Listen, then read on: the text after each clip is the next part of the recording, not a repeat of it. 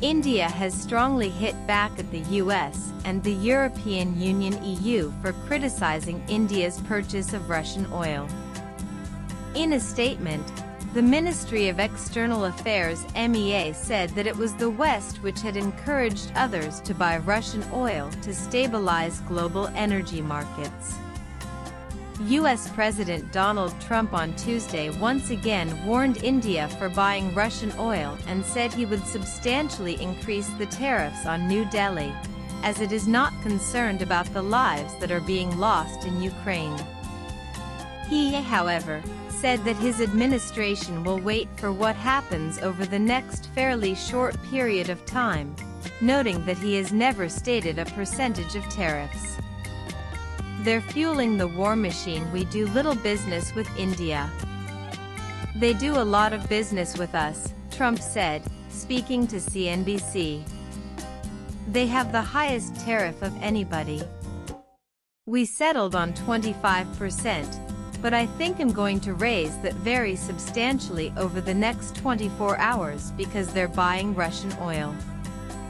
Trump, however, later clarified that he has never said a percentage about tariffs. "I never said a percentage, but we'll be doing quite a bit of that. We'll see what happens over the next fairly short period of time," he said. India has strongly hit back at the US and the European Union (EU) for criticizing India's purchase of Russian oil. In a statement, the Ministry of External Affairs (MEA) said that it was the West which had encouraged others to buy Russian oil to stabilize global energy markets. In this background, the targeting of India is unjustified and unreasonable. Like any major economy, India will take all necessary measures to safeguard its national interests and economic security, the MEA said. Even though Trump has constantly criticized India and imposed tariffs, he has stayed relatively silent on China, which is the largest buyer of Russian oil since the beginning of the Ukraine war in 2022. According to data presented by the Global Trade Research Initiative (GTRI), China imported $62.6 billion worth of Russian oil in 2024, while India purchased $52.7 billion. Trump has also faced criticism from his party for selective outrage, with Nikki Haley warning him that the U.S. should not burn its relationship with India. China, an adversary and the #1 buyer of Russian and Iranian oil, got a 90-day tariff pause. "Don't give China a pass and burn a relationship with a strong ally like India," said Haley in an X post. While Trump continues to criticize India, he has also hinted at striking a deal with China. On Tuesday, he lauded the good relationship with China's Xi Jinping, saying a deal between the two nations is taking place. "It's not imperative, but I think we're going to make a good deal. I won't meet with China if we don't make a deal. We are getting along with China very well," he told CNBC. According to data, China has a trade surplus of $300 billion with the U.S.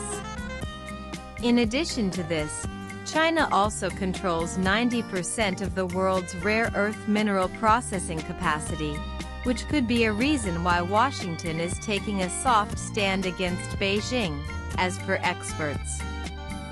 Members of NATO also trade with Russia, but Trump has ignored them as well, possibly to avoid a direct confrontation with them. It must be noted that Trump needs to keep NATO united to keep Russia in check in Europe. India ranks 9th on the list of trading partners of the U.S.